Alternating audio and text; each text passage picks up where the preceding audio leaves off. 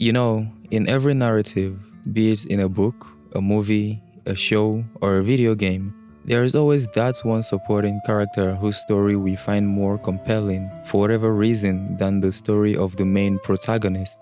That character for me in Ghost of Yotei is Oyuki, the shamisen player, the Kitsune. The whole premise of the game was about Atsu hunting down the Yotei 6 one by one to make them pay for what they did to her family when she was a child, a quest which takes her all around the land of Ezo. She set out for this quest as a lone wolf, seeking revenge and justice for her family. But through her travels she meets friends who eventually let her see how blinded she has been by the pain of her past, offering a new path, new reasons to protect her home and stand in the way of anyone who means to destroy it. At the end of the game, she is no longer the lone wolf. She has a pack now, among which is the lady this video is all about, Lady Oyuki. Greetings explorers, welcome to Save Point Parables, the show where no one is ever without a pack. This is the parable of the Innkeeper's daughter. We first meet Lady Oyuki at the Red Crane Inn, in the southern part of Teshio Ridge. She was posed as a shamisen player entertaining the travelers with her music. She overheard Atsu asking around about the Kitsune. She decided to offer her help to Atsu after watching her teach some manners to some inappropriate Matsumae samurai. For a humble shamisen player, she seemed to have much information about the Kitsune, the leader of the Ninetales, who have been terrorizing Teshio Ridge for the past couple of years. But it makes some sense that someone as unassuming as her would be privy to sensitive information. As for the real reason she knows so much about the Ninetales operations, we'll come to find out later as her story unfolds. During their investigations into the Ninetales, Atsu started to suspect that there was more about her than she was letting on. In times of war like this one, everyone will come to endure some sort of hurt. But people should be afforded the right to keep their secrets, as talking about them will only open the wound. Atsu knows this all too well. They have some conversations and some secrets were shared. Wait. Traps. Like at the entrance. I have a light step. Follow me. Where did you learn to be so nimble? A musician must be graceful. With your fingers, not your feet. The two are not so different when following a rhythm. It's about timing and pressure. Like swordplay, I imagine. That requires your fingers and your feet. The ground's firmer here. We should be clear. But as they were drawing closer to the Kitsune, they choose to focus on their common goal and keep these questions for when they have accomplished what they were there for. So, Oyuki's secrets remained hidden until... Get away from her. Oyuki. She is as skilled with the kusarigama as she is with the shamisen.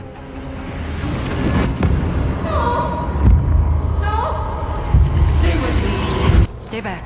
I'll deal with them. Anyone can wear a mask. Did you think I was the first Kitsune?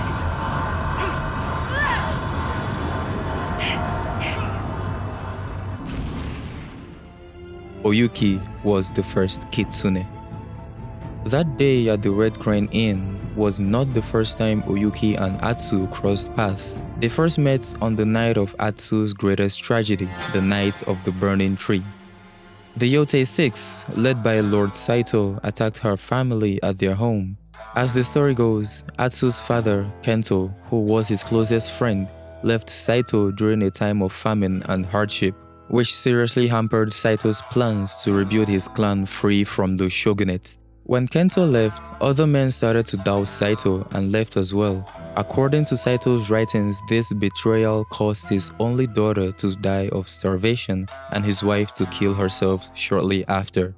Reading those letters made it clear that Saito blamed Kento for the loss of his wife and daughter. This is one of his defining traits, passing the blame for his misfortunes on others to justify his jealousy and villainy. Saito was not one to let go of any wrong done to him, a trait that Atsu will also come to addressing herself, albeit at a lower level. Saito and the other members of the Yotei 6 found them that day, and Atsu lost her twin brother Jubei, her father, and her mother. And one of the people responsible has been close to her, working side by side with her this whole time, and curiously just saved her life. What does she make of all of this? The answer lies in Oyuki's story. Oyuki's life has been anything but easy. She starts off as an innkeeper's daughter, trained in the way of the shinobi. Her family served Lord Saito with their skills, most likely in espionage, ambushes, and assassinations. Then came her first great loss. Clan Saito fell and she lost her family. Now orphaned and nowhere to go, she followed Saito up north, away from the mainland, where they intended to rebuild. In this period of great distress, she turned to one of her childhood comforts, tales of fox spirits, immortal tricksters capable of becoming anyone. From this, the mask and the title of the Kitsune were born. The mask was effective in carrying out her operations in the shadows. The identity of the Kitsune was known only to the Kitsune and to Lord Saito.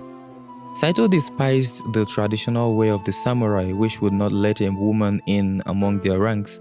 He saw value in taking in anyone who would prove useful and loyal, from women to societal outcasts. But the real reason he allowed her into his army was far more sinister. The mask of the Kitsune was useful as a title, and it added to the mystery of her operations, making her and her nine-tails appear more of as spirits to the locals. The mask also provided protection for her, but to Lord Saito, this would be a way out for him if she ever fails. This secret meant that though she was part of Saito's most trusted generals, surrounded by allies, she was still very much alone, more alone than she had ever been. As she stated herself, she felt trapped by the very mask meant to protect her. Though I imagine this was not the only reason she felt trapped, because as loyal as she was to Saito, she started to disagree with his methods. This led to her next great loss. On the night of the burning tree, the night that Atsu's family was murdered by the Yotei 6, the Kitsune disobeyed a direct order from Lord Saito and set a little girl free, saving her from death. This defiance would not go without consequence. As punishment, he branded her skin and forced her to train new shinobi to serve his schemes. Saito branded her. As disturbing as this was in and of itself, Saito did it in front of the other members of the Yotei 6, because as Saito always says, make an example.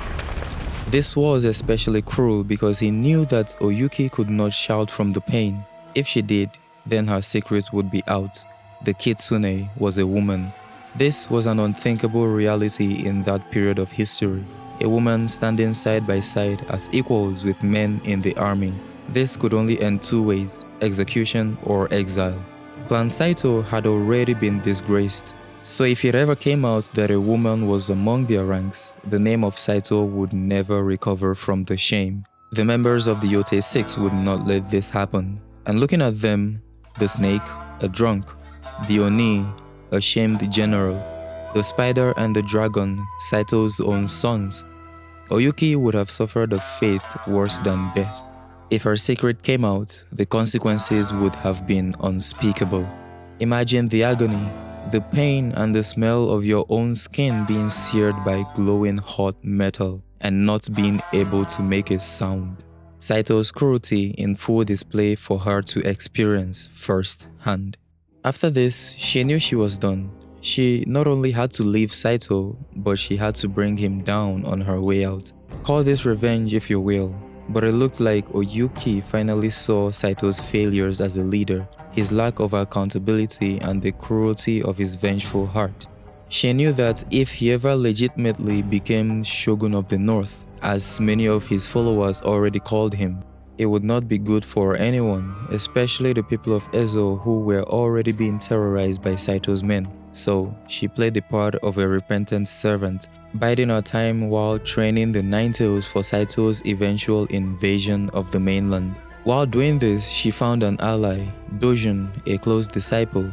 She took Dojun in as a boy who was abandoned to survive on his own.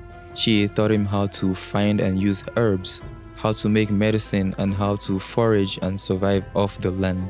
It was never her intention to keep him around too long. just to teach him some survival skills and let him go. But Dojun clung on to her.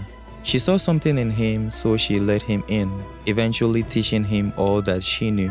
Dojun became one of the Nine Tails, one who was closer to the Kitsune than the others. Oyuki did all she could to keep him from Saito. She knew the kind of influence he would have on Dojun, and she was right. When Saito decided to visit Teshio Ridge to personally inspect the progress of his army of shadow warriors under the tutelage of the Kitsune, Dojun managed to gain audience with him, with Oyuki being none the wiser. Nothing about their conversation was ever revealed to us, but Saito had made an impression. He took advantage of Dojun's awe to be in the presence of Lord Saito, the master of his master. He took advantage of Dojun's loyalty and ambitious nature and planted a seed that would grow to bear the fruit of Oyuki's next great loss. When Oyuki finally looked to confide in her close friend, telling him of all that she has had to endure under Saito, instead of compassion and the strengthening of a friendship, she was met with betrayal. Dojun, the boy she raised and taught everything she knew, turned on her. Under Saito's influence, he painted her as a vengeful servant who looked upon her lord's power with envy. Oyuki was cast out, and Dojun took her place, her army, her influence, her title, becoming the next Kitsune. He did not stop there. He created a new method of communication within the Nine Tails, with symbols and ciphers. Now Oyuki's exile from the Nine Tails was complete. After losing everything yet again, Oyuki took on the role of the shamisen player, a role she knows all too well. At the Red Crane Inn, she played for travelers, settlers, and most importantly, the Matsumae, samurai who were in Teshio Ridge for the sole purpose of taking down the Kitsune. With her charm and shinobi skills, she gathered information on the operations of the Nine Tails, still resolute in her mission to foil Saito's plans, though not knowing how she would do this. Enter Atsu, the infamous or famous Onryo, depending on who you ask. She has been traveling around Ezo, hunting the Yotei 6. In her, Oyuki finally found an ally she could trust. Atsu came all this way to get justice for a wrong done to her by Saito. And with that, we return to this moment. After hearing all this, Atsu was understandably conflicted. Her quest for vengeance was not so simple. Here is a woman partly responsible for the greatest hurts she has ever endured, a hurt that no child should ever have to endure, only to find out that this woman has endured her own fair share of unimaginable pain, loss, and betrayal. Now she is faced with a dilemma: to take revenge on Oyuki, the Kitsune, or to forgive, since the woman behind the mask and the innkeeper's daughter were not entirely the same person. Oyuki understands justice too, so she tries to make this decision easier. We finish our duel, I thought you didn't want to fight. and I thought you did. You said if I killed you, I'd be doing Saito a favor. Only if you didn't learn what I had to teach you. You have. It's time to take your revenge.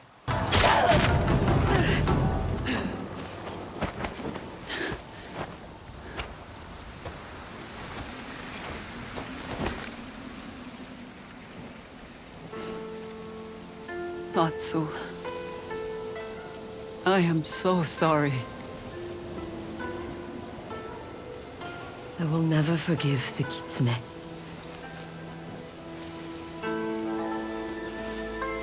But the Innkeeper's daughter, I might forgive her.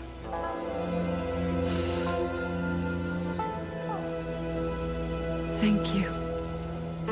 And so, the Onryo and the innkeeper's daughter joined forces to keep Saito from truly becoming the shogun of the North. Lady Oyuki's story is one that exemplifies tenacity, determination, loyalty, and strength, all wrapped up in a kind heart. After all she endured, she still maintained her integrity and zeal to do what was right, no matter what obstacle and drawbacks she faced. She overcame so much loss and was still able to be a guide for Atsu, helping her realize that the quest for vengeance disguised as justice keeps one blinded to opportunities to build something new with new people. Atsu was so fixated on getting revenge for her slain family, it almost caused her to lose her remaining family, including the ones she met in her travels. Atsu's quest, while necessary and genuinely good for the people of Ezo, if chased after with the wrong reason, would have left her empty afterward, for she would have lost everyone along the way. In short, Atsu's new wolf pack was possible mostly because she met Lady Oyuki. From this parable, I want to reiterate a point I made in the previous episode where I looked at how Jin Sakai never lost his honor. Honoring your leaders is good. It is biblical and we must practice it, but not unconditionally. What's the condition? That our leaders honor God and act honorably. In that previous episode, I mentioned how honor in the Bushido Code, among other things, meant remaining loyal and dutiful towards one's lord. Oyuki most certainly did not keep to this code when she plotted to bring her Lord Saito down. But this was justified. See, Lord Saito was many things, an honorable leader was not one of those things. From the way he treated her to the reason Kento, Atsu's father, left him in the first place. You were raiding villages. We needed food! They were raiding villages, extorting civilians in the name of survival. At a time of hardship, when the integrity and character of leaders are put to the test, Saito acted selfishly at every turn, and his inability to forgive any slight done to him made him an example of an unqualified leader. There is a hierarchy in every Christian institution, in the church, in marriages, learning institutions, in all of them. No matter who leads or how the roles are divided, God is always at the top of that hierarchy. So you honor your leaders and go with their vision as long as they are submitted to God and honor His word. Submit to your leaders with loyalty and steadfastness, but submit to God's law above all. If your leaders go against the law of God, do not join them in doing wrong, but rather call them to repentance. True leaders are humble enough to give ear to those who they lead. This is how it should be. We keep each other accountable as we do the work of the kingdom of God here on earth, as God is our helper. Thank you so much for watching, and I will see you in the next episode. The Lord be with you.